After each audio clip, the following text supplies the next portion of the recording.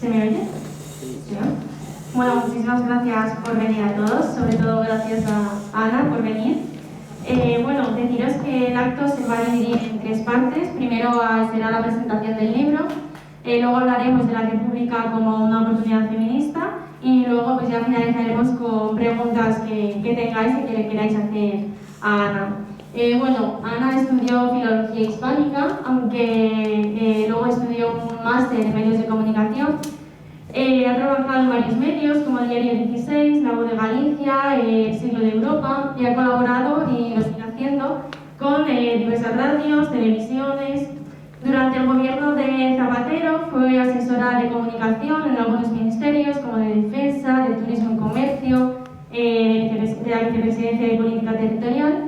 Del 2016 a 2019 fue directora de Diario Digital Público, del que ahora es la directora corporativa y de Relaciones Institucionales. Bueno, ella ha venido a presentar su libro La Armadura del Rey, que ha escrito junto con otros dos periodistas, Albert Calatrava y Aire Hurtado, y trata un poco de desmontar esa armadura política, mediática, social que se ha creado en torno a la figura de Juan Carlos I. Y bueno, relatan algunos acontecimientos importantes en la historia de España, pero también de Juan Carlos, como el 23F o el exilio. Bueno, bienvenida y cuéntanos un poco cómo surge la idea y cuándo de hacer este libro. Bueno, pues muchas gracias a Segovia del CIDE. Disculpadme el retraso, pero es que con la guerra en Ucrania los periodistas vamos como podemos. Venía dictando una crónica por el coche y ni siquiera le podía coger las llamadas. Si queréis, podéis quitaros la... ¿Sí? Vale, mucho mejor. Conste que estoy vacunada, he pasado la COVID hace poco, o sea que espero no echar ni medio virus. Bueno, me preguntabas por cómo se empezó este proyecto. La verdad es que la idea fue de la... ¿Se me oye bien? No sé si se me oye bien. Sí. Vale. La idea fue de la editorial. La editorial me contactó de una editorial catalana que se llama La Llibres y que publicó la edición en catalán.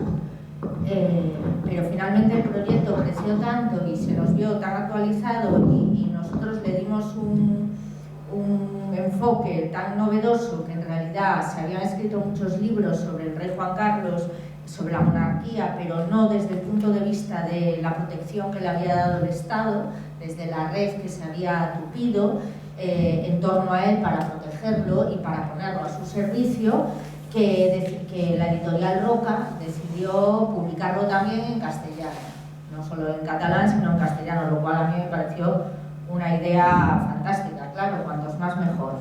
¿Cuál era la cuestión? La cuestión era que lo querían en 6 meses, y en 6 meses una persona sola era imposible, con lo cual decidimos que lo escribiríamos 3 periodistas. Además, pues la verdad es que casualmente un catalán, Albert Calatrava, como no podía ser de otra manera si había una editorial catalana, pero además también una periodista de Euskadi que dirigió un programa en Euskal Televisa, la tele pública vasca, y había hecho grandes reportajes, muy meritorios además, porque por supuesto no se emitieron en cadenas nacionales, sobre la monarquía y la figura del rey Juan Carlos y todas las oscuridades en torno a él, ¿no? Así que los 3 nos pusimos manos a la obra con tan mala suerte que nos cayó la pandemia encima y se nos hizo muy complicado hacer las más de 100 entrevistas que tuvimos que hacer para el libro con todo tipo de altos cargos del Estado, vamos, menos la Casa Real, con la que por supuesto nos pusimos en contacto, pero declinaron hacer ningún tipo de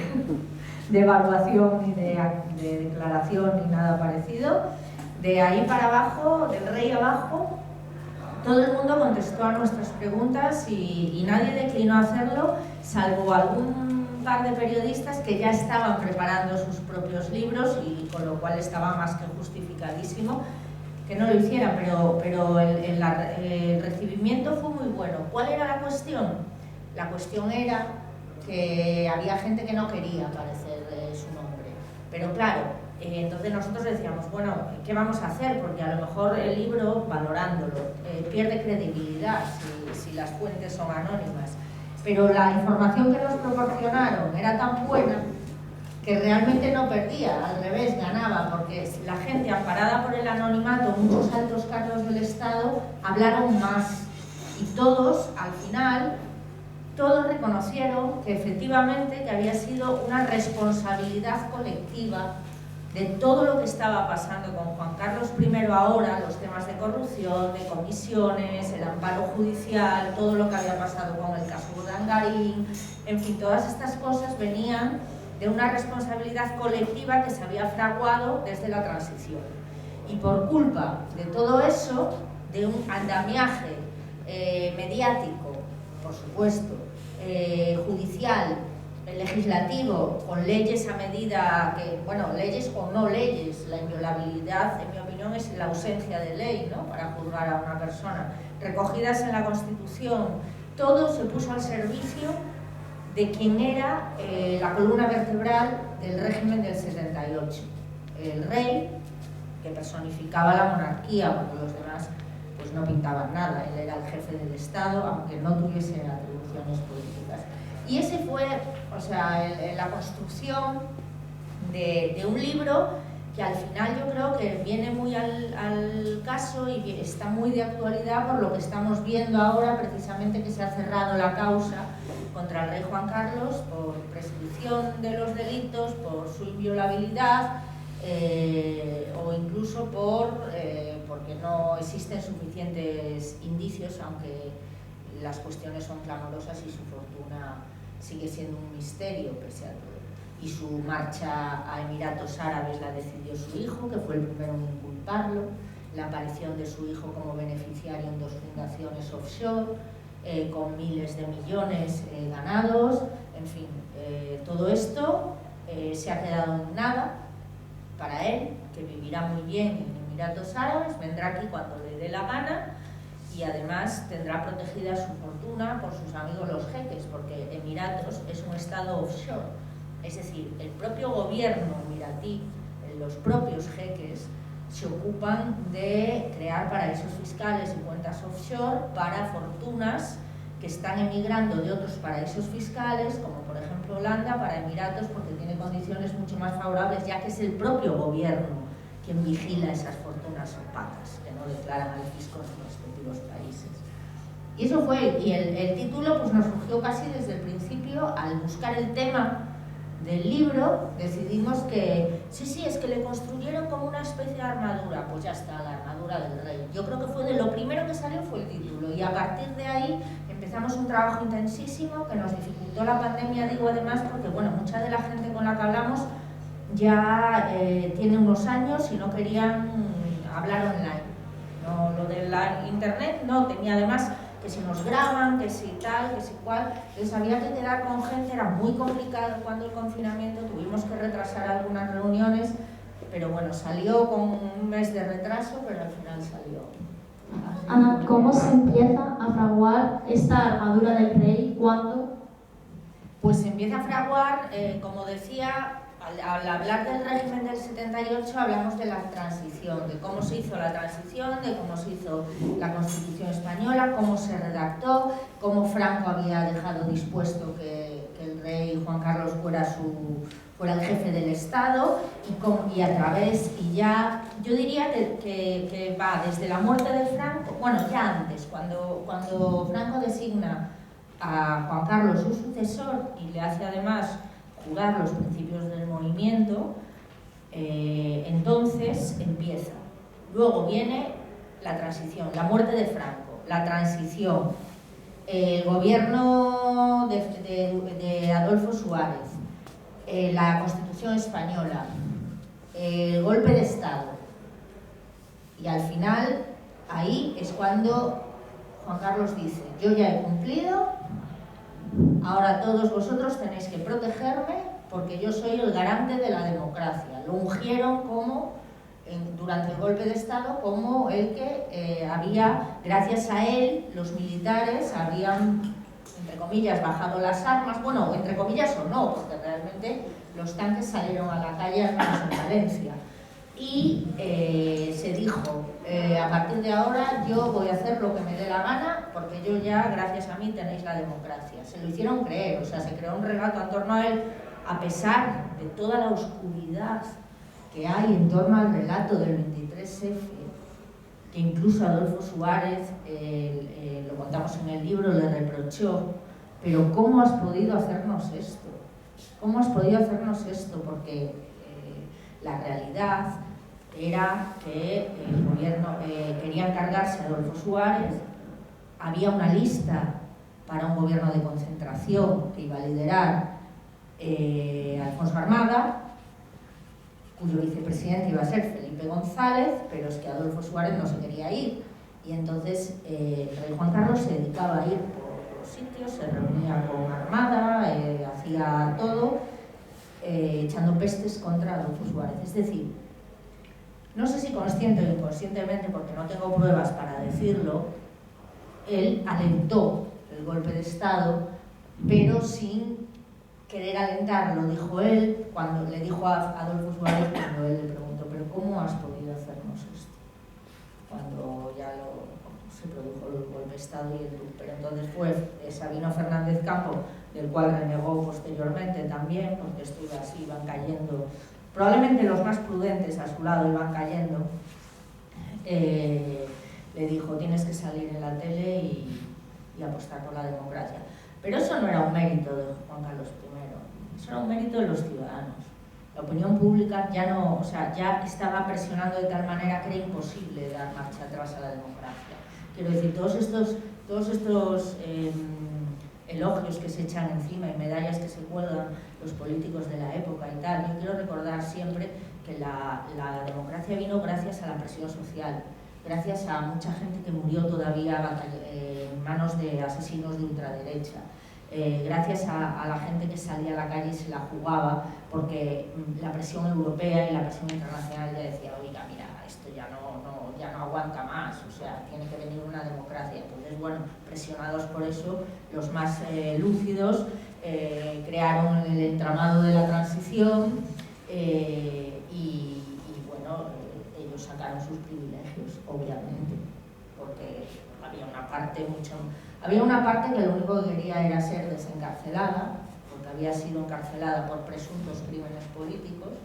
Había una parte que quería dejar de ser torturada, quería dejar de ser perseguida, quería volver a España, quería ser legalizada, y había otra parte que quería mantener todos los privilegios, o la mayoría de los que había tenido en el régimen, quería una amnistía, no quería que luego la juzgasen, pero querían seguir teniendo una posición alta y específicamente positiva, es decir, una serie de privilegios que tuvieron durante el franquismo y que luego se tradujeron en empresas presididas por ministros franquistas, etcétera, etcétera. Luego había medios de comunicación que en un principio, amparados por su responsabilidad, decían, frente a una democracia muy inestable e incipiente,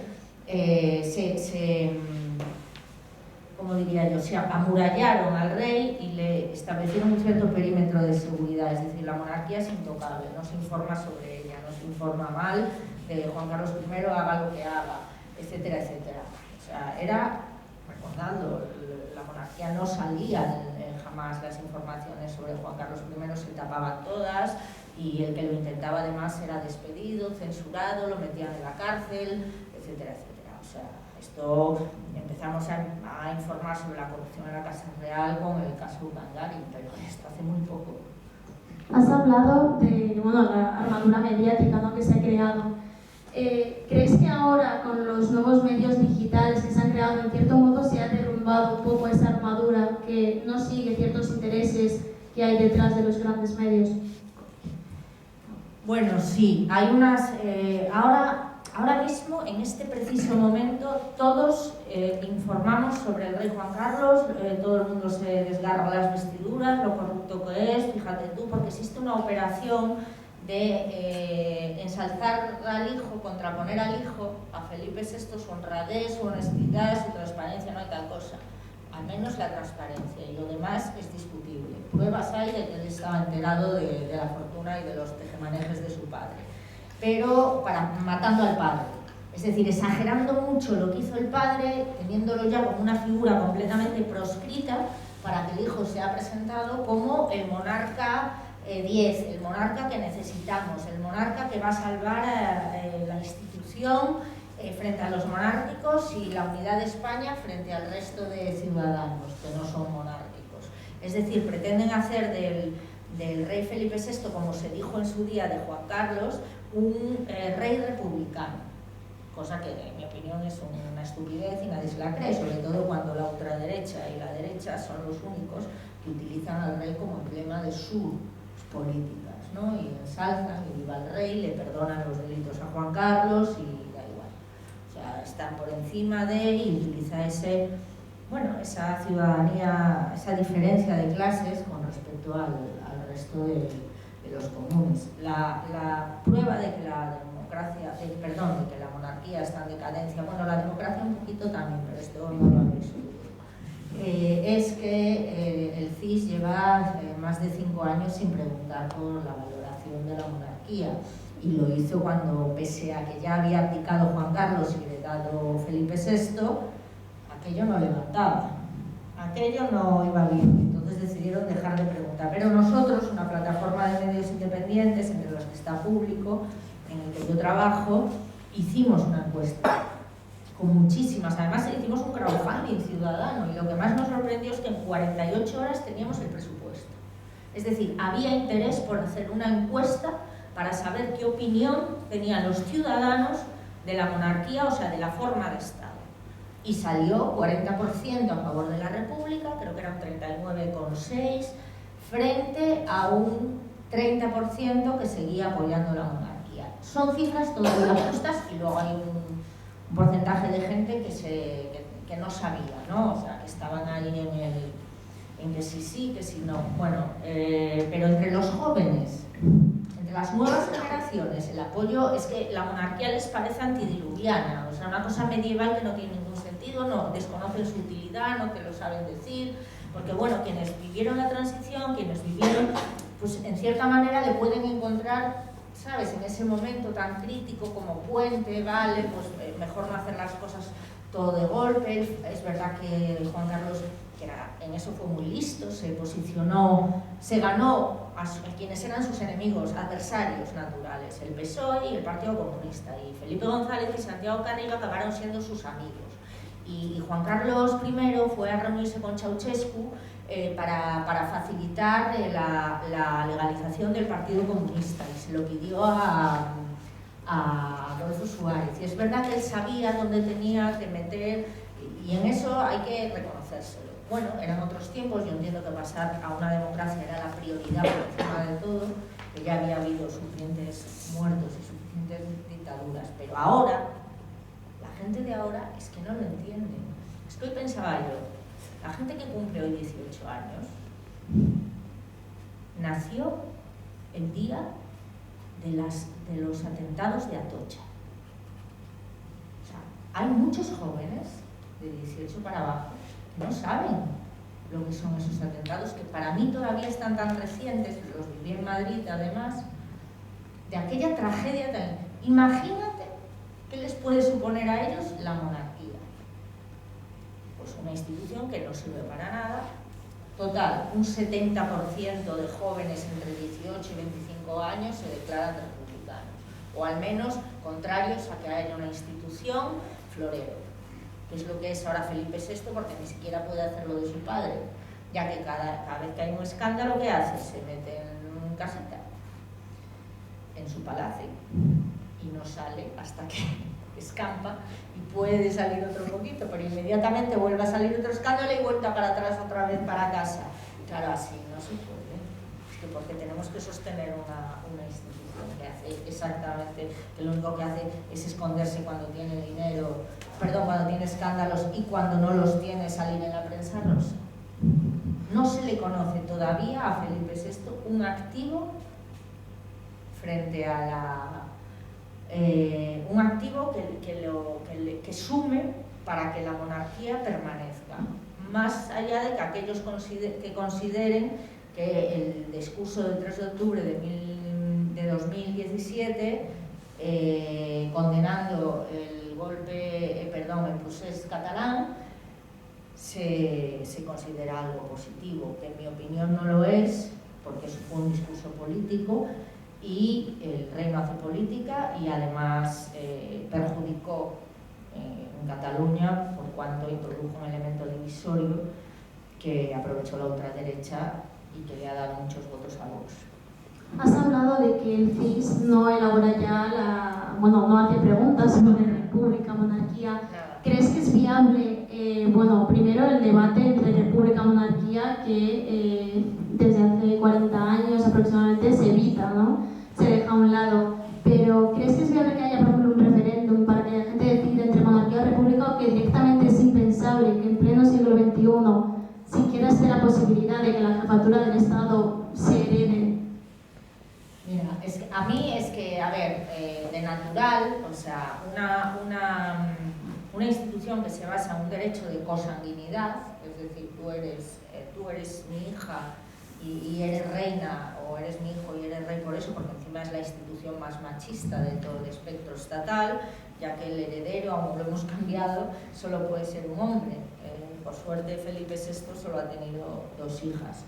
Y me consta que la reina no se plantea tener más, pero en todo caso no es viable, o sea, es que va contra todos los tiempos, pero además ni siquiera en este país se hizo un referéndum en su momento y nos encajaron la monarquía en la redacción de la Constitución sin un referéndum previo. ¿Por qué? Adolfo Suárez se lo explicó a Victoria Prego en una conversación que les cazaron en La Sexta, durante una entrevista que publicó La Sexta porque la encontró rebuscando entre unos archivos de casualidad. Y Adolfo Suárez le dijo, no hicimos el referéndum porque la monarquía habría perdido estrepitosamente. Juan Carlos había sido designado por Franco. ¿Cómo iba a ganar la monarquía? Entonces, ¿qué hicieron? Redactaron una constitución en la que ya iba metida la monarquía con calzador, como jefatura de Estado, como garante de la unidad de España, etcétera, etcétera. Y ya está. Y entonces hizo un referéndum de toda la Constitución, donde francamente en el momento en el que estábamos entonces, que solo anhelábamos la democracia, pues lógicamente salió aprobada esa Constitución para que se pudiesen empezar a hacer las elecciones democráticas y todas estas cosas. Entonces, a mí me parece de una injusticia tremenda, me parece antidemocrático que sigamos sin hacer un referéndum en este país sobre la forma del Estado.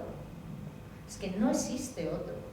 Aparte de que las monarquías europeas controlan muy mucho las cuentas de sus reyes, que esa es otra. Porque cada donación, cada uno es libre de donar a la monarquía si quiere que sus representantes estén perfectamente acomodados y vivan a cuerpo de rey, literalmente. Pero eso se declara y eso se conoce. Y hay del que le pillan sin hacerlo. Luego existe la corona británica, que es muy rentable para los ciudadanos, porque es una auténtica empresa de marketing. Entonces da trabajo a la gente. Tiendas plagadas de cosas sobre la monarquía. Todo, o sea, todo alrededor de la monarquía da trabajo, produce beneficios a los ciudadanos. ¿Y a nosotros? ¿Hay tazas de Leticia o del rey o algo por ahí que nos dé siquiera un euro? Nada de nada. Es que nuestra monarquía es la más inane de todas. Y encima no está controlada bajo ningún concepto. Sabemos lo que les damos de los presupuestos generales del Estado, pero quién sabe los 70 millones que se llevan de patrimonio nacional, de las gestiones administrativas que les hacen desde la Moncloa, del parque móvil que tienen que utilizar, de la seguridad de interior. Claro, todo eso no nos lo cuentan. Pues suman 70 millones al año, más los 8 millones y pico que se llevan de los presupuestos generales, más lo que no sabemos, porque el alto nivel de vida que llevan por ejemplo, las nietas de Juan Carlos, nos enteramos cuando se investigaron los asuntos de corrupción de que venían de tarjetas black, que un millonario mexicano, amigo del rey, que se supone que es su testaferro, es decir, que es dinero del rey Juan Carlos, les ingresaba a ellos y a Sofía. De ahí el altísimo tren de vida, y que ahora seguirán viviendo de eso con la fortuna del rey Juan Carlos bien protegida en Emiratos Árabes. que es que el New York Times, que no es un medio cualquiera de un barrio cualquiera, cifró su fortuna en $2.000 millones. Es uno de los, salió en la revista Forbes, como uno de los reyes más ricos del mundo. Y aquí él diciendo que se muere de hambre y que menuda mierda, con perdón, lo que le pagan de los presupuestos. No se puede, es que no se puede tener tanto cinismo y encima que todo el Estado lo haya protegido. No solo que lo haya protegido, sino que haya estado a su servicio. Todo eso es lo que contamos ahí. Pero todo el Estado, incluyendo a los tribunales. La justicia es igual para todos, dijo él en discusionalidad. Ya lo hemos visto. Lo hemos visto con él mismo. No nos hace falta otro ejemplo mejor. Volviendo, hace un par de años el rey se exilia. Se decide que se va a Abu Dhabi. Y esto se decide en parte por los escándalos que están saliendo a la luz, que están perjudicando y manchando la imagen de la monarquía española. Pero ha sido peor el remedio que la enfermedad, porque realmente a raíz del exilio han ido apareciendo cada vez más escándalos y casos, y raras la semana que no hay una noticia sobre ello. Sí, es verdad que hace, creo que son 575 días que se fue el rey a Emiratos, que hubo así filtraron falsas informaciones de si se iba a República Dominicana, de si se iba a Portugal, como se había ido su abuelo, don Juan, a Estoril. Al final se fue a Emiratos Árabes con sus jefes, a donde iba a celebrar el fin de año, muchas veces solo, sin la reina, en viajes privados, a quienes le fueron grandes donantes de su fortuna, sean los Emiratos, sea Arabia Saudí, sea Bahrein, en fin, todos. Y donde estaba la causa judicial de la Vía a la Meca, los famosos $100 millones, 65 millones de euros que le dio a Corina, y luego Corina no se los quiso devolver, pero el rey dijo que eran de él. Claro, quería a Corina como testaferro, pero en realidad luego Corina dijo, pues ahora te los voy a dar, y no se los dio, y siguen en la pelea con los 65 millones de euros. Aparte de eso, ¿qué quieres que te diga? Cuando huyó, lo hizo, yo no le llamaría tampoco huida, le llamaría sí exilio, porque lo echó su hijo. Fue el primero. Y entonces yo realmente creo que no se debería haber ido, pero se comportaron como una institución, como lo que es, una institución antidiluviana, feudal. O sea, todos los reyes hay que... No, el rey se tiene que quedar aquí, soportar la vergüenza pública y además someterse al escrutinio judicial. Pero como los reyes funcionan así, me decía el general Félix Sanz, que es muy amigo de él, y que fue jefe de inteligencia y jefe del Estado Mayor de la Defensa, me decía que es que para entender a los reyes hay que ponerse en otra dimensión, que ellos se creen realmente que están por encima, o sea, es una cuestión psicológica también, viven en otra dimensión. Entonces, el rey Juan Carlos no entendía por qué los empresarios podían cobrar por hacer, pues eso, comisiones, por actuar de comisionistas, y él no. Pero a ese nivel hemos llegado, de locura, porque ya dices, no, pero no es que esté loco, es que realmente lo han tratado así, lo han educado así, de que pertenece a una clase superior, porque su sangre es por la sangre que lleva. Es que es el disparate máximo de quienes están alrededor, y lo educan pues eso, como un rey, y un rey no piensa igual que el común de los mortales. Entonces hay que ponerse en su cabeza para pensar de dónde salen sus auténticos disparates, que a los demás nos lo parecen, pero a él no. Pues él se fue, entonces hubo una gran gresca, porque además Felipe VI no se lo dijo directamente a su padre, sino que se lo dijo el director de gabinete de Felipe VI, Jaime Alfonsín, que es el jefe de la Casa Real, cosa que a Juan Carlos le pareció fatal, claro que no se lo decía a su hijo y tenía que estar ese señor allí. Entonces le dijo que se iba y le dijo, vale, me voy, pero el sitio lo elijo yo. Y se fue a los Emirates, que es como ir al lugar del crimen, porque era lo del AVE a la Meca era allí, en los países árabes. Y allí se fue, allí le pusieron, primero estuvo en un hotel de mucho lujo, luego uno de los jeques le prestó un palacete, y allí estuvo viviendo hasta ahora y sigue allí. Él ha decidido que va a fijar su residencia allí por cuestiones económicas, y que luego vendrá a España, avisa de forma privada, como diciendo, no tengo que dar explicaciones de si vengo o voy a hacer lo que me dé la gana, vendrá con sus amigos de San Xenxo, vendrá con sus amigos de Baleares, a sus regatas, a sus cosas, a sus vidas, a sus restaurantes, eso que le gusta tanto a él, invitado y encantado de la vida.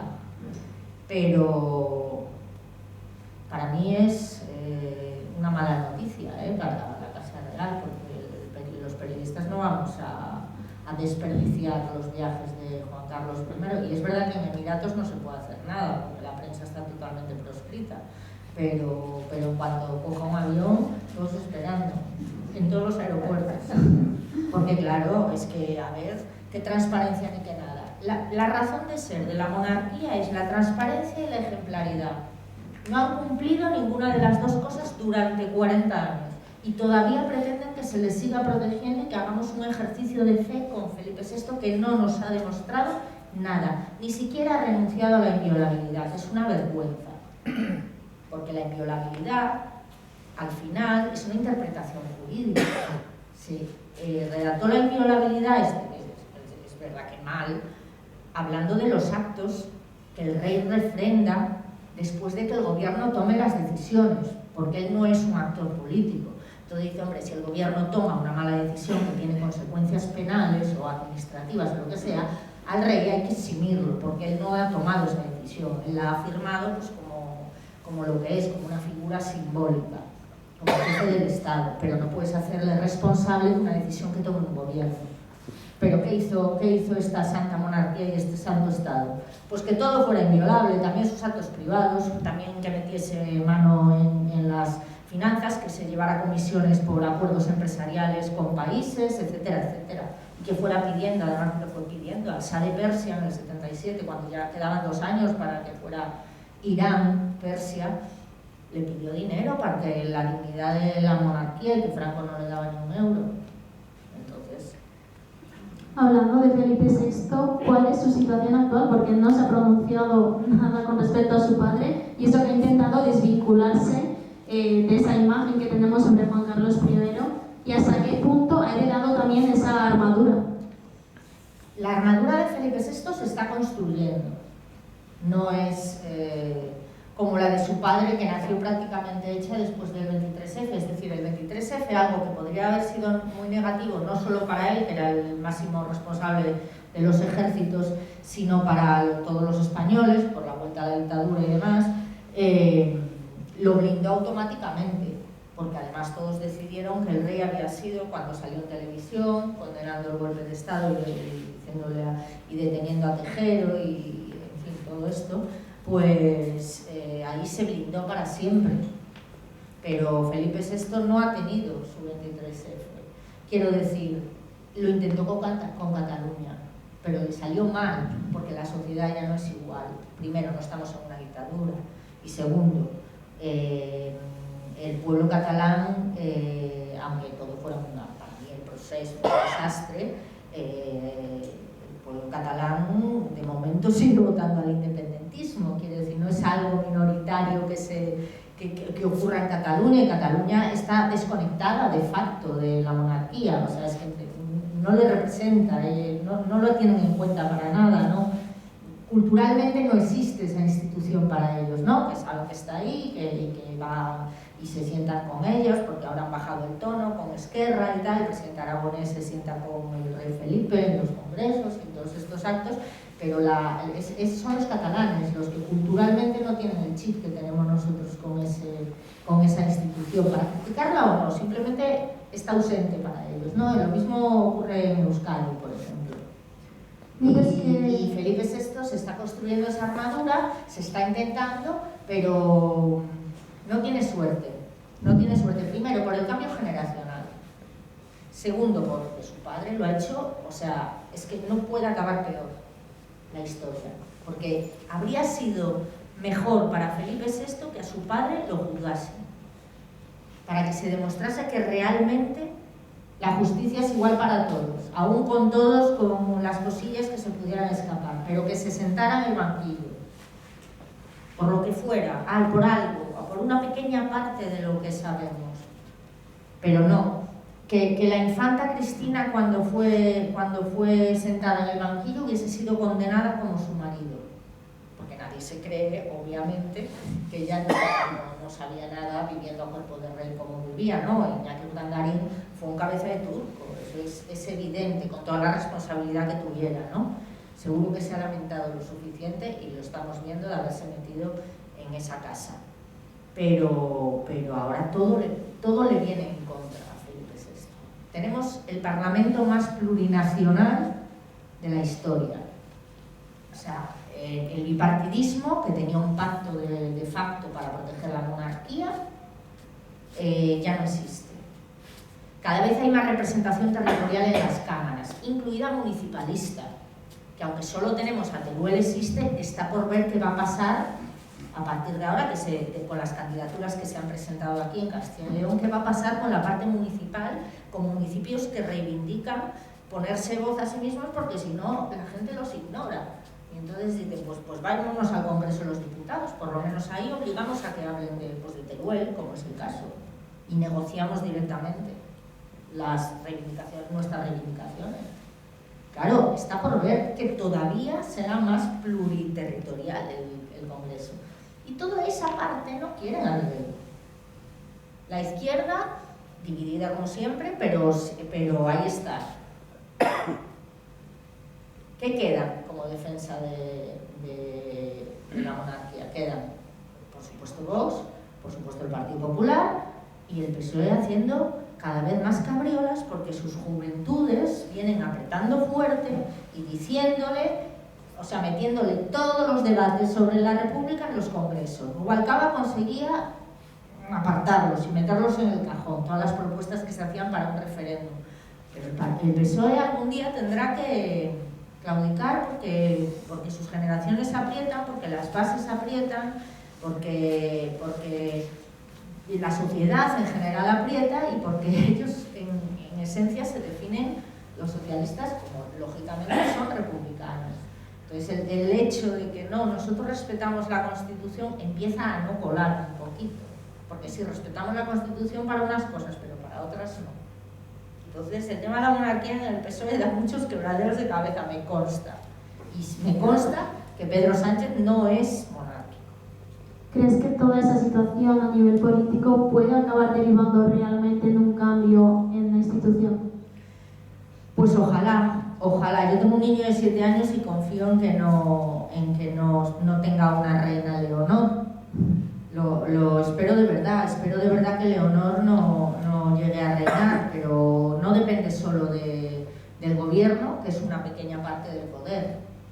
Depende de todo el resto del poder judicial, ya sabemos cómo está, el poder legislativo pues también sabemos cómo está de revuelto el Congreso, todo lo que viene, los momentos ahora, además ahora nunca es buen momento. Yo, por ejemplo, ahora no abriría un debate así a saco, primero porque no hay apoyos, necesitas 3/4 de apoyos parlamentarios y no los tienes.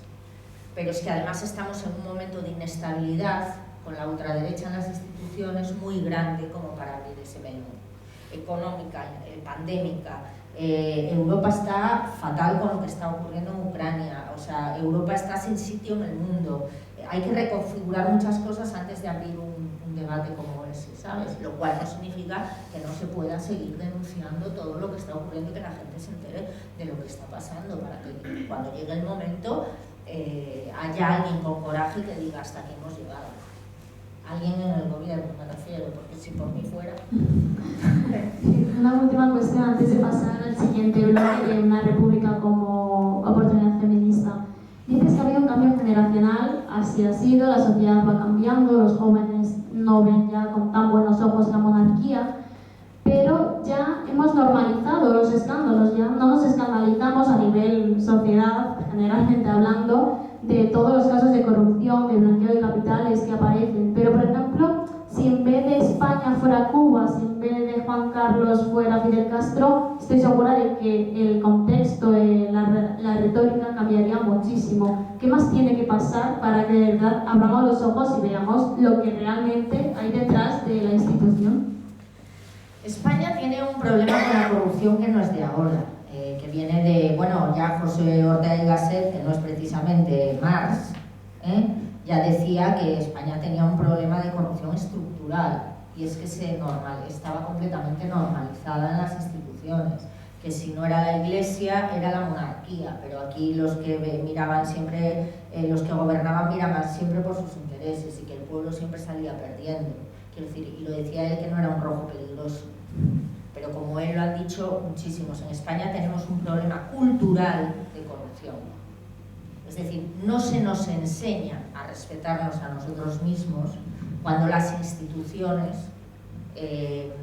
no solo roban, en el sentido literal de la palabra que hemos vivido con los casos Gürtel, Púnica, etcétera, etcétera, o los ERE de Andalucía, además, no solo roban, sino que tienen comportamientos poco éticos, como por ejemplo colocar a familiares, como, bueno, en Galicia, es que yo soy de Lugo, tenemos unos casos de nepotismo sangrantes, hemos tenido siempre las diputaciones, entonces yo lo he vivido muy de cerca, pero pasa en todas partes. Ahora lo que tenemos con Isabel Díaz Ayuso, a mí no me cabe en la cabeza. Mira, mi hermana es secretaria de Estado.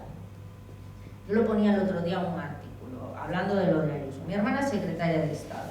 De ella dependen empresas públicas. Pongamos que una de estas empresas públicas, en pandemia, saca una campaña de comunicación para alertar sobre los riesgos de coronavirus en los aviones o en los trenes, Adif, que lo saca Adif, por ejemplo. Entonces yo cojo y digo, pues yo tengo 25 años de experiencia, he estado en administraciones gubernamentales, soy periodista, pues puedo presentar una candidatura. Como yo soy hermana, no puedo hacerlo directamente porque eso sí que la ley de incompatibilidades lo contempla. Pero como tengo una amiga que tiene una agencia de comunicación, le digo, mira, presentas tú el trabajo y vamos a pachas. Y luego me das a mí, ¿sabes? O sea, ¿qué habría? Es que a mí se me pasa por la cabeza. Es más, mi hermana me corta el cuello. Es que esa es la cuestión ética que creo que no tenemos interiorizada. Y eso, señores, como en todo, es en la educación, en las escuelas.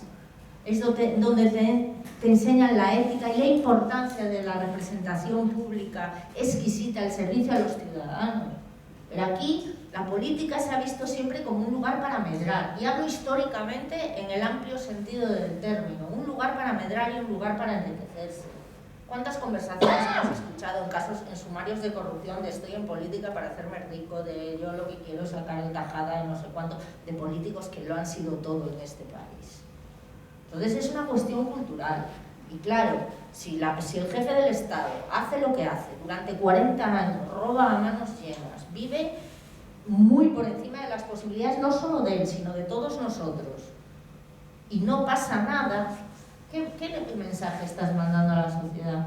¿Cómo puedes pedir ética a los representantes políticos o partidistas si el propio jefe del Estado se porta así? Es un problema muy gordo el de la corrupción. Ya lo creo que es muy gordo porque no se educa contra la corrupción.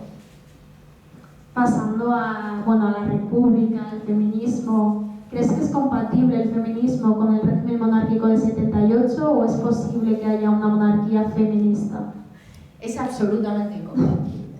Es absolutamente incompatible, al menos desde el concepto que yo tengo del feminismo, que es la igualdad. La igualdad de derechos y oportunidades. El feminismo para hombres y mujeres. Pero además, las instituciones en toda la amplitud de la palabra. Y la república es precisamente, ya no la república como forma de gobierno que tuvimos, no la primera o segunda república, sino los valores republicanos lo que amparan es esa igualdad de facto para todos, independientemente de tu origen, independientemente de tu clase, independientemente de dónde hayas nacido, independientemente de si eres con valores internacionales, de si eres de aquí o de allá, independientemente de todo eso, justicia social. O sea, que el Estado cubra a aquel que no tiene los mismos derechos y oportunidades para que los tenga. Servicios públicos. ¿Qué tiene que ver eso con la monarquía? Con los valores monárquicos, con los valores de consanguinidad, con los valores de privilegio por ser vos quien sois, con la inviolabilidad y encima no digamos, claro, con el heredero, que no puede ser heredera según la Constitución del 78. Eso es una aberración. Y aunque solo fuera por decencia, deberían haberlo cambiado. Ya, ¿qué pasa? Que no se quiere abrir el melón constitucional. Porque si alguien dice, bueno, vamos a abrir el melón para cambiar tal, ya todos nos echamos encima diciendo, y la República, y la República. Y le tienen pánico a eso. ¿Crees que si hubieran participado mujeres en la redacción de la Constitución, habría cambiado eso? Creo que si hubieran participado mujeres feministas, sí, y las había, muy feministas. Por ahí andaba, pues yo que sé, Rosa Conde, Paca Sabuquillo, Cristina Almeida, gente que había luchado en primera línea. Luego cada una siguió su trayectoria. Manuela Carmena, quiero decir, claro que habría sido diferente. Habría habido un enfoque de género, como le llamamos ahora en el periodismo, que es uno de los grandes retos que tenemos los periódicos, los medios de comunicación, el enfoque de género. Yo lo explico siempre para la gente que dice, pero si es el enfoque de género, claro, nosotros cuando nos dijeron, tiene que haber enfoque de género en los periódicos, y yo, perdón. Y eso, porque nadie ha nacido sabiendo, ¿eh? Y a todos nos han educado, al menos a mí, en el machismo más absoluto. Entonces, perdón, pues mira, es muy sencillo. Aquí te dan las cifras del paro. Y tú, al principio lo mezclábamos todo. Los datos del paro en general, tantos parados. Pero separa por hombres y mujeres. Entonces ya te empiezan a salir cosas nuevas. Desigualdad salarial. Sectores más precarizados para las mujeres. El sector de cuidados es básicamente femenino. Las mujeres están más en paro o tienen contratos temporales por el tema de que la conciliación no está resuelta. La conciliación de hombres para hombres y mujeres solo la asumen las mujeres. Claro, eso es el periodismo, realmente, el enfoque total. Pero pasa lo mismo con el enfoque racial, con el enfoque internacional. Hay multitud de enfoques, pero el de género es muy, muy importante. Si hubiera habido mujeres en la redacción de la Constitución, mujeres feministas, habría habido, por supuesto, un enfoque de género. Más o menos acusado, porque entonces no lo teníamos tan metido en la cabeza, pero ya lo creo que habría habido diferencias. Por ejemplo, a lo mejor lo del tema de la herencia del heredero se habría ampliado a la mujer también. Hay quien piensa que, bueno, con tener una reina ya, bueno, que esa parte ya estaría solucionada, de, bueno, pues una monarquía feminista ya ha cambiado la perspectiva. Pero claro, hay que ver qué valores representa esa monarquía. Da igual al final si hay una mujer o un hombre, si los valores que hay detrás siguen siendo los mismos. Claro, es que no son los mismos si la mujer replica al hombre, y eso lo hemos visto con liderazgos femeninos que en realidad no eran feministas, porque sobre todo ahora ya se va notando la diferencia por cuanto yo no creo que los liderazgos femeninos sean mejores o peores que los masculinos. Yo creo que lo que aportan es una mayor amplitud de mira, y los hombres feministas también. Por ejemplo, Zapatero era muy feminista y fue el primero que sacó las leyes de igualdad, las leyes contra la violencia machista, la ampliación del aborto. Era un tío feminista, el primero que hizo un gobierno paritario, aunque luego ya, pues con la crisis financiera y demás, ya se le vino el mundo un poco encima.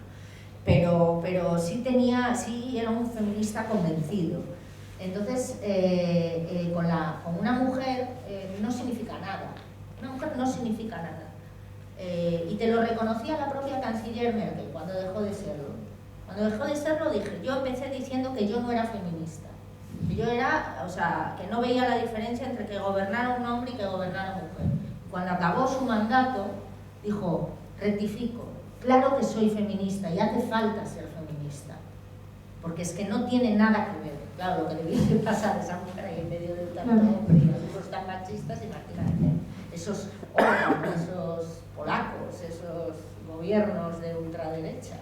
Por no hablar de los estereotipos y roles que siguen las mujeres dentro de la monarquía española, porque al final las mujeres están subordinadas, de meras acompañantes de, pues, como Leticia, de Felipe VI, y son las protagonistas cuando se trata de cuestiones de cooperación, ayuda humanitaria, temas que históricamente eran como, no, esos temas son para las mujeres, pero los temas considerados importantes de negocios, política, militar, son al final donde los hombres tienen la cabida.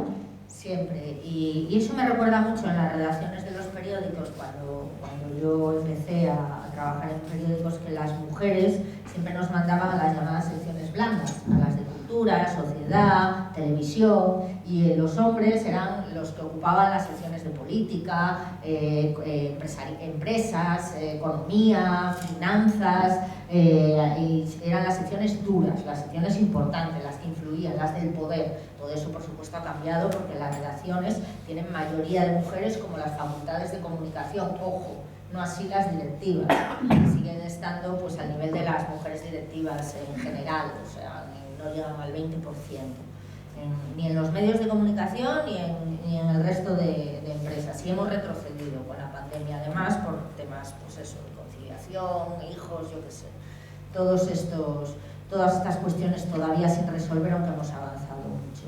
La figura de la mujer en la monarquía es puramente testimonial. O sea, la reina Leticia, salvo el discurso que va a dar ella porque no está el rey, si está el rey ella ya no habla, va preparado y visto por hombres, que son todos los que forman el gabinete de la Casa Real, y además cuando va con el rey no puede abrir la boca, o sea, no puede hablar. Acordaos de toda la polémica que hubo cuando me río.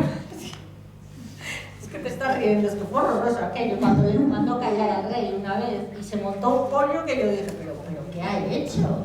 Y yo no entendía tanto y decía, wow, fíjate, le ha dicho, calla, déjame hablar a mí, y se montó un pollo. Bueno, creo que además el rey Juan Carlos montó en cólera, la reina Sofía casi le da un patatús y aquello fue horrible. Pues eso ya te dice mucho. O sea, es que, y lo de los cuernos de la reina Sofía.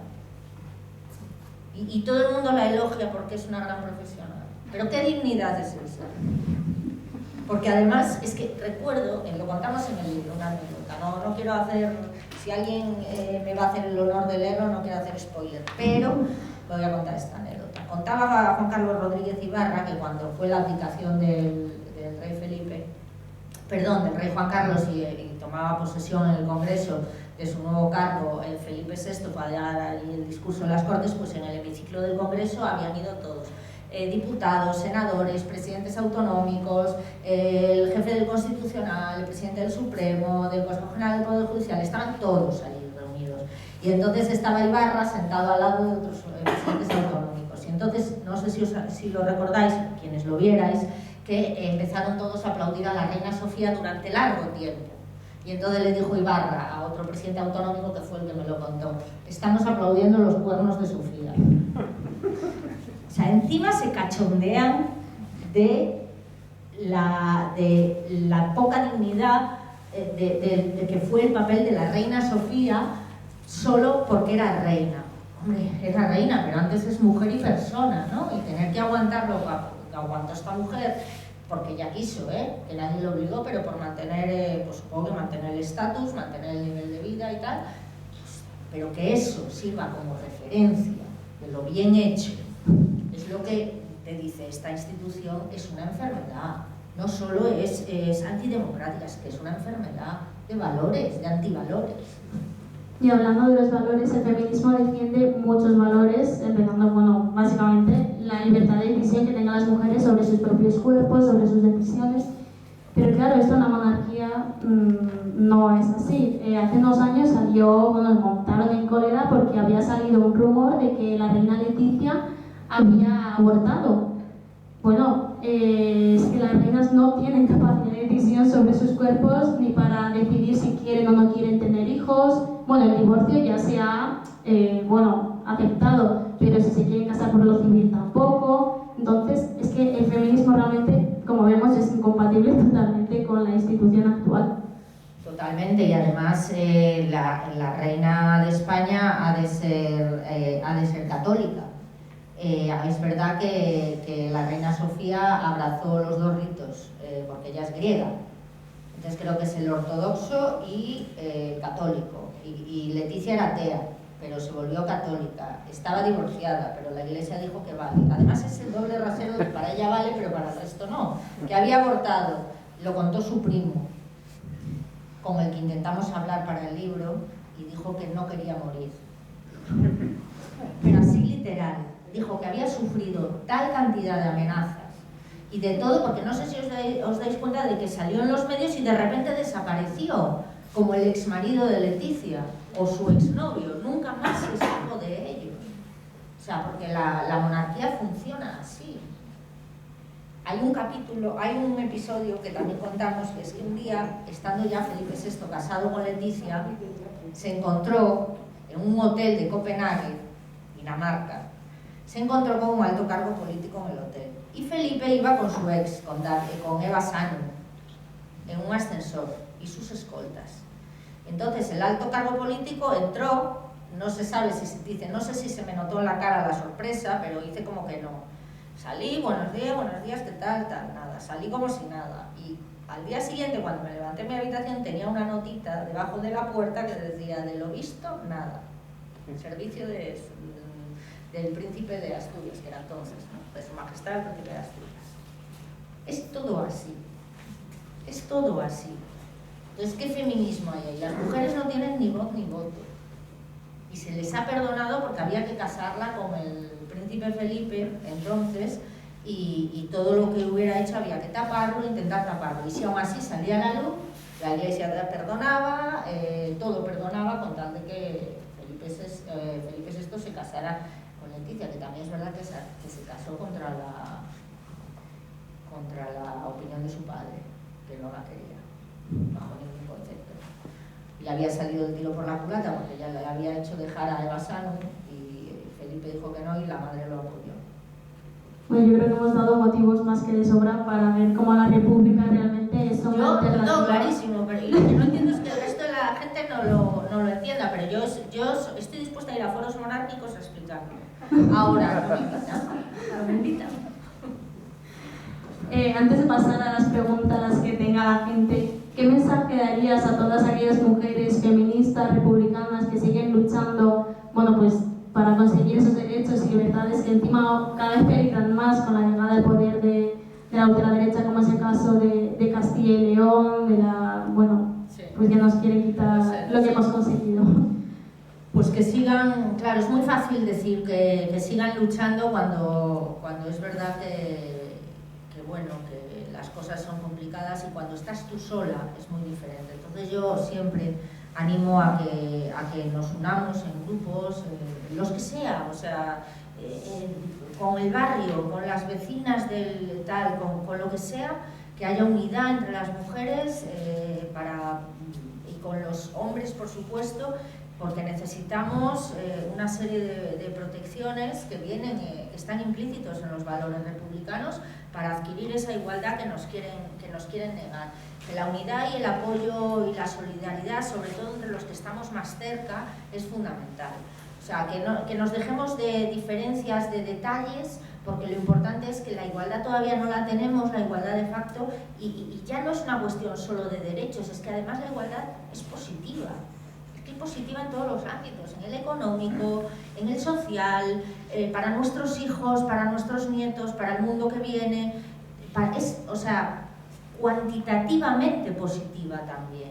Eso te lo explica cualquier economista. Ya no hablo solo de que vamos a salir perdiendo, de que los hombres van a perder privilegios. No, es que es bueno para todos. Eso es lo que hay que tratar de explicar para todos y para todas. O sea, es que es conceptualmente buena, cuantitativamente buena y cualitativamente buena. Entonces, yo siempre digo, sí, el sentimentalismo y los valores y el discurso épico está muy bien, pero digan sobre la mesa, racionalícenme que la igualdad es buena. También economistas, financieros, hasta Ana Botín lo ha reconocido, y tengo grandísimas discrepancias con ella. Pero da igual, ahora los de Vox la están insultando. Hoy le hicieron una campaña en Twitter precisamente por decir algo del tema de la igualdad. No, del tema de la calefacción. Eso, en fin, pero bueno, vamos a dejarlo ahí. Pero no les gusta Ana Botín porque se ha declarado abiertamente feminista. Y entonces hay mujeres y hombres que dicen, vale, pero es que es Ana Botín, pues no te digo. Bueno, pues Ana Botín habrá sufrido el machismo en su élite igual que el resto, porque esto es transversal, esto no va de clases. Es verdad que siempre, cuanta más pobreza, mayor precariedad, peores son los golpes. Eso siempre, y eso hay que tenerlo en cuenta también.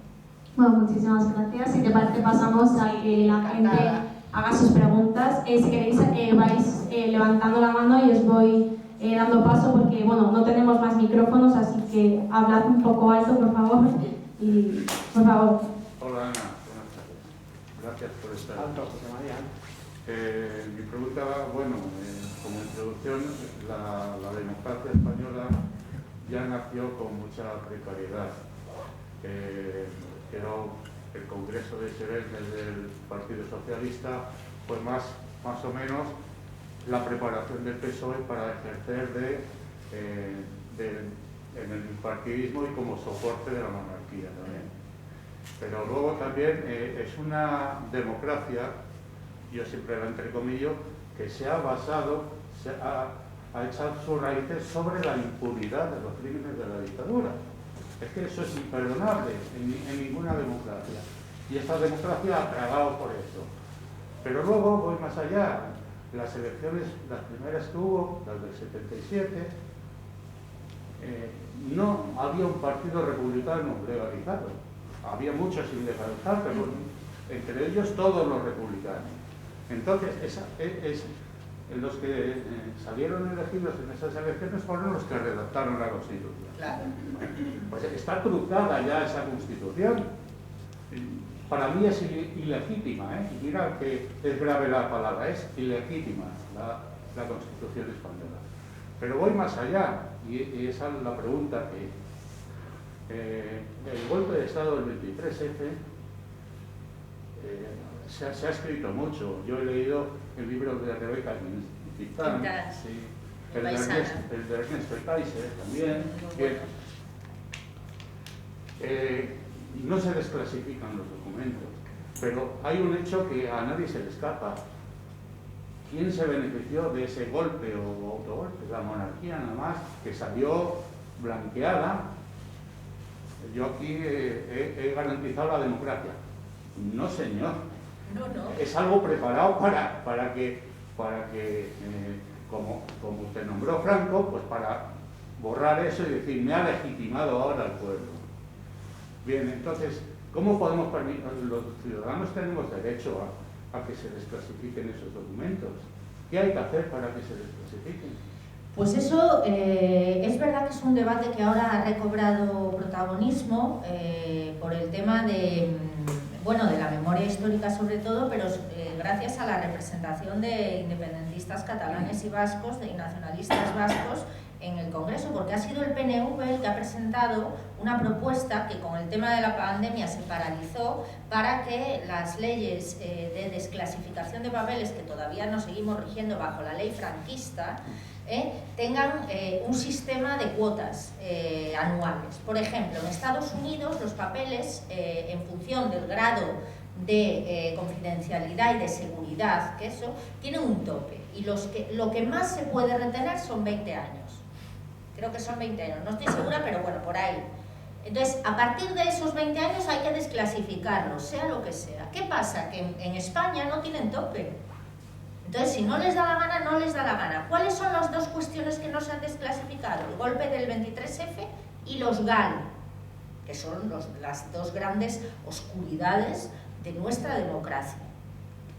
Y siguen igual. ¿Qué pasa? Que ahora el Partido Socialista, que está en el gobierno, como sabéis, ha dicho, presionado por sus socios y presionado por el PNV, como ahora las mayorías son las que son y necesitas a los socios sí o sí, ha dicho que va a redactar él su propia propuesta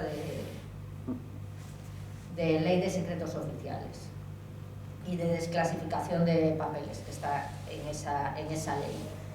Estamos esperando, porque no le vale la del PNV, cosa que ya me hace sospechar, nada bueno. Porque lo del GAL no les interesa en absoluto, al menos mientras Felipe González esté vivo, y largo me lo fiáis. Con lo cual veremos a ver, está en ese punto. ¿Qué se necesita? Que se siga presionando. Pero claro, a la gente, en estos momentos que estamos viviendo, de pandemia, de guerra, de yo qué sé ya, cuántas cosas, de ultraderecha, de tal, siempre tiene otras prioridades. Entonces, cuando votan los partidos no se fijan en este tipo de cosas. Este tipo de cosas son cruciales, porque la memoria no es pasado, es futuro. En función de lo que fuimos, seremos. Y en función de lo que conocemos de lo que fuimos, seremos. Porque la historia se repite y hay que procurar que no se repita. Y si no la conocemos, la vamos a repetir. Véase lo que está pasando. Entonces, se trata de presionar, de pedir la opinión pública, de pedir también esas cosas, porque son base de la democracia. Y ya te digo, el proceso exactamente en el Parlamento es ese. El PSOE se ha comprometido a redactar su propia ley de secretos oficiales para la desclasificación de papeles. Veremos a ver en qué queda. Pero ahora, si no tienen la pandemia, tienen la guerra, si no tienen la guerra, tienen la crisis, si no tienen... no salimos. Pero bueno, el PNV es verdad que lleva años detrás de eso, pero años. Yo recuerdo que ya estaba Iñaki Anasagasti, que siempre fue muy peleón con el tema de la República, el tema de la memoria histórica. Yo os digo, si no fuera por las formaciones territoriales, nada, ¿eh? Bueno, ahora está Unidas Podemos, pero es relativamente reciente. ¿Más preguntas? Ahí atrás. Bueno, yo quería preguntar dos cosas, ¿no? ¿Es compatible una institución medieval y anacrónica como la monarquía con lo que se denomina democracia plena? Y la siguiente, ¿no? Ya te dejaba la ¿no? Has dicho que el PSOE era un partido republicano. Entonces no entiendo que un partido republicano que está en el gobierno haya impedido durante 10 o 15 veces, no sé cuántas, en lo que va de legislatura, que se haga una comisión de investigación sobre el figura este.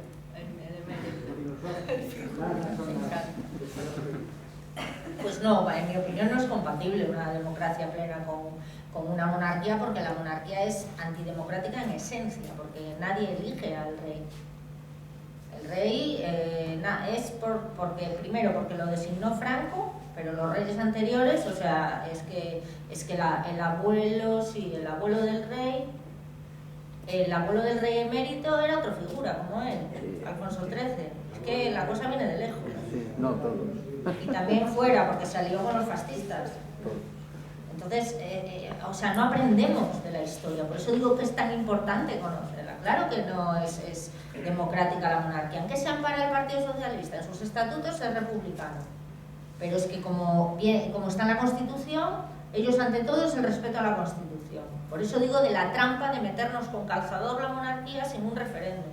Esa fue la gran trampa de la transición. Y en la transición es verdad, es que estaban para otras cosas. Básicamente para que dejaran de pegarles, dejaran de torturarles, dejaran de silenciarles y dejaran de matarles. Entonces yo puedo entender que se aceptaron muchísimas cosas de las que se aprovecharon los que se acostaron franquistas y se levantaron demócratas, como el Poder Judicial. ¿Más? Dani. Bueno, primero agradeceros a las dos por la maravilla de charla que habéis hecho.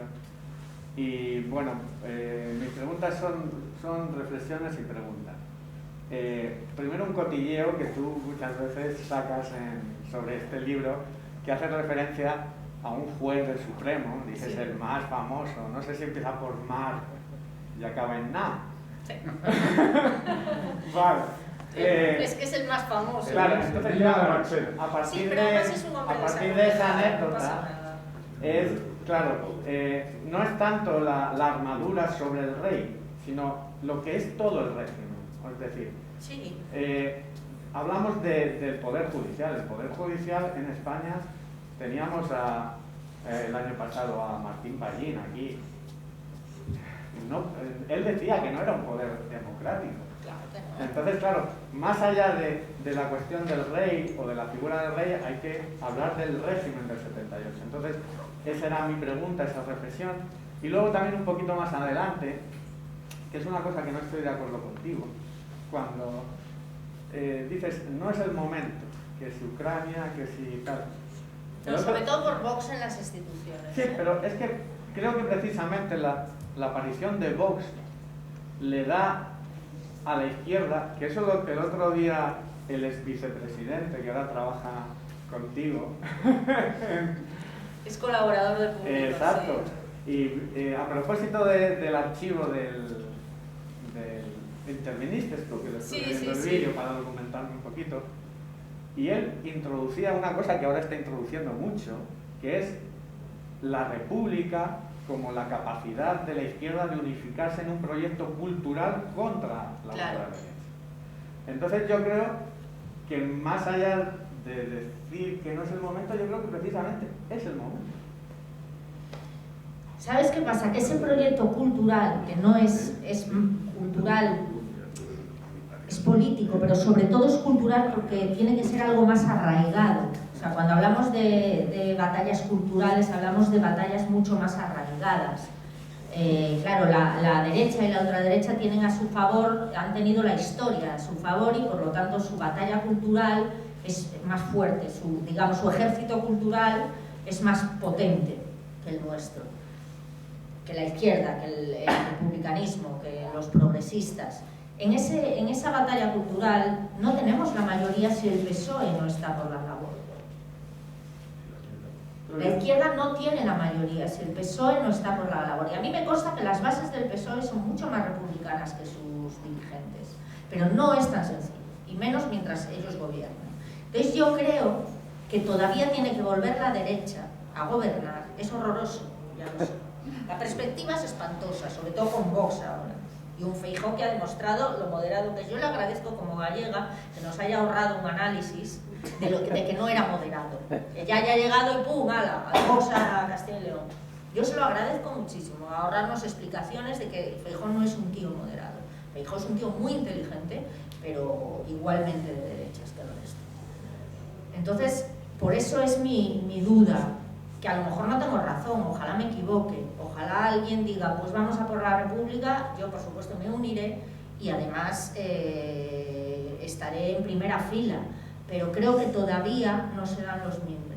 No porque no se den los mimbres, sino por el momento en el que vivimos, no lo sé, ojalá me equivoque, tengo todas las dudas, pero me fastidiaría mucho que saliera mal. ¿Puedo? Pero mira, Sí. fíjate, en los lugares del Estado donde han introducido esa palabra república, se han enfrentado a la ultraderecha con buenos resultados. En Cataluña tiene 13 escaños, Vox. Bueno, pero comparas con... Pero pasó de 0 a 13. Bueno, y Ciudadanos tuvo... Quiero decir, y aún así, la batalla, la cultura independentista en Cataluña está muy arraigada. Quiero decir, no es como la republicana en el conjunto de España. Es una cultura republicana. Sí, totalmente. Es que ya es lo que comentaba al principio. Cataluña no tiene el chip, ni siquiera los que no son republicanos. O sea, que los que no son independentistas, perdón, no tienen. O sea, la monarquía les suena como algo de otro país. Tal cual. Entonces eso. Y sobre lo del Poder Judicial, es que esa fue la coartada perfecta de si lo que yo cuento en el libro es que un magistrado, un altísimo magistrado del Supremo, que es más que magistrado, es presidente de una sala, nos comentó, hablando con él, de las posibilidades de que el rey fuera juzgado, se sentara en el banquillo y tal, nos dijo, no, si llega el Supremo, la causa está muerta. Por mucho que traten de decir que el fiscal del Tribunal Supremo, que lo es, una persona competente, el fiscal anticorrupción del Supremo, una persona además, es verdad que profesionalmente intachable, es imposible. Dijo, no va a prosperar. Así que lo mejor que le puede pasar al rey es que llega al Supremo, se abre la investigación en la Fiscalía, que no llegó ni a los jueces, no llegó ni a la instrucción, se quedó en la Fiscalía. Por eso las prisas por aforarlo cuando abdicó, porque el rey era inviolable, pero cuando abdicó se quedó sin inviolabilidad. Había que aforarlo inmediatamente ante el Tribunal Supremo, es decir, solo podía ser juzgado por el Supremo. ¿Por qué? ¿Qué le había pasado a la infanta Cristina? Que no estaba aforada ante el Supremo, se les había escapado de esa parte. ¿Y qué pasó? Que había un juez independiente en Palma que se llamaba José Castro, que dijo, aquí hay un delito, y la imputó. Y claro, que una infanta se sentara ante el banquillo era algo que nunca se imaginó ninguno de los gobiernos que hemos tenido. Y ni la Casa Real, y se echaron las manos a la cabeza. ¿Cómo no se nos ha ocurrido aforar también a las infantas?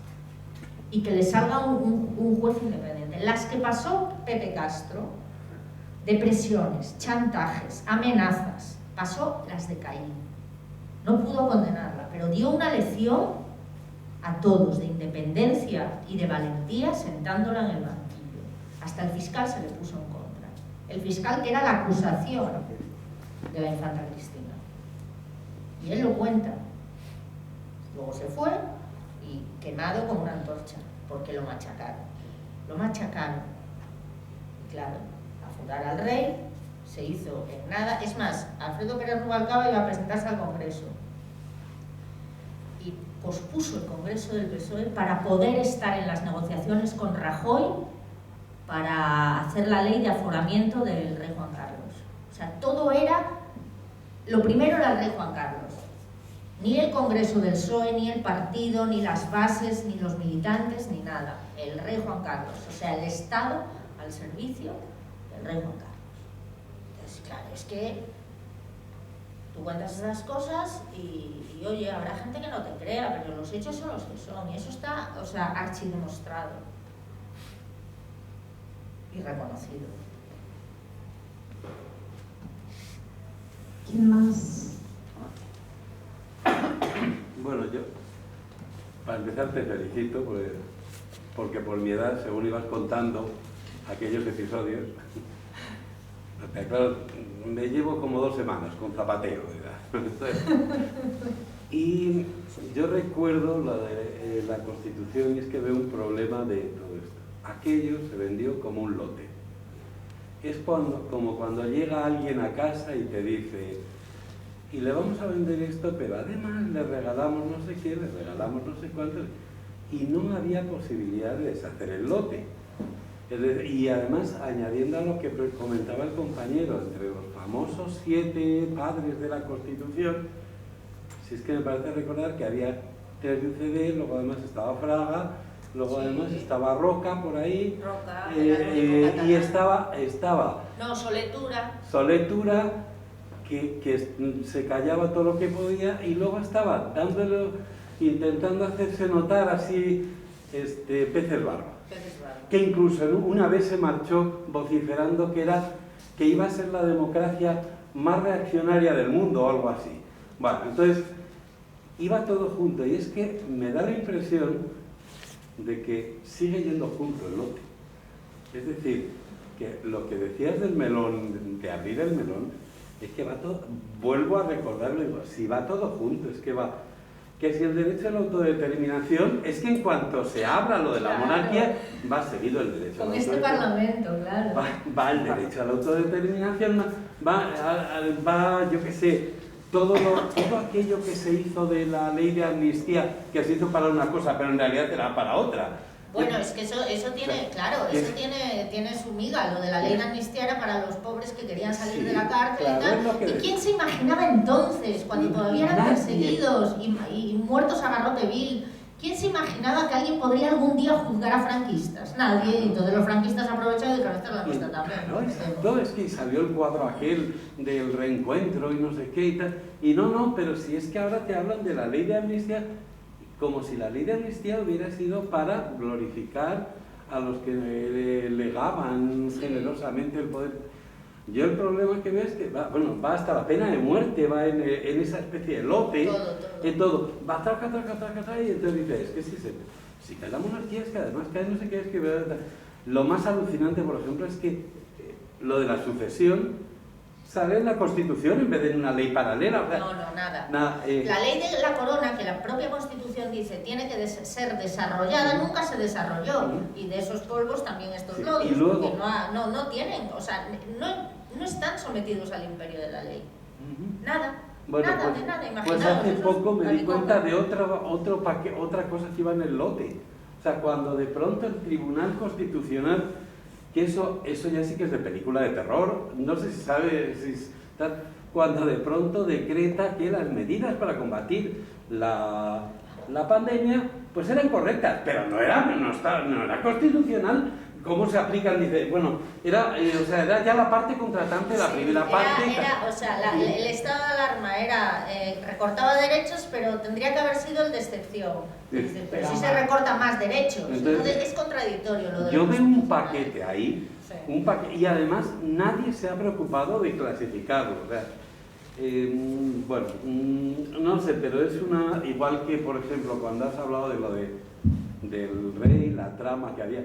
Yo estaba en un colegio mayor, estábamos toda la tarde esperando a ver qué decían en la tele, no había asientos para todos, y de pronto sale el rey, no me acuerdo qué hora era, y se levanta la gente, ¡anda cabrón, a estas horas que has estado haciendo estas horas! O sea, pero si todo el mundo daba por sentado, daba por todos, o sea, pero fue una especie de clamor popular, todo el mundo estaba esperando, en aquella época en que solo había una televisión en el colegio mayor, y además la gente se peleaba por ver Curro Jiménez. No, ese día fue por...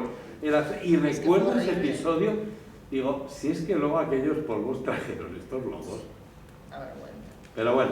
Pagaron además los sicarios del 23F, Tejero, bueno, Armada nunca habló, los insultados. Pagaron los descerebrados, los que se creían de verdad que volvía Franco. Y luego, bueno, pues te agradezco de nombrar a esa gente como Paquita Saltillo, que la queríamos mucho todos en Madrid. No, yo también la quiero mucho. Gracias a ti. ¿Alguna pregunta más?